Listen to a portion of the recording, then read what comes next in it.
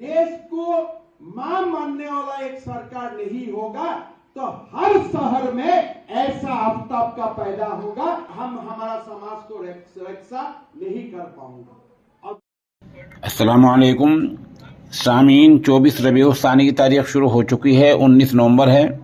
खबर का उन्वान है आसाम के वज़ीर आला का बेशर्मी वाला बयान।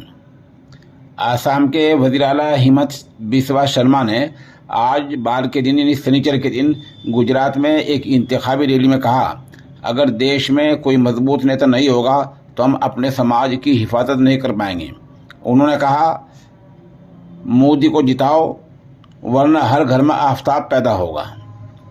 उन्होंने कहा कि 2024 में यानी अगली मर्तबा तीसरी बार भी मोदी को वज़ीर आज़म बनाना यकीनी होना चाहिए ताकि देश की हिफाजत हो सके।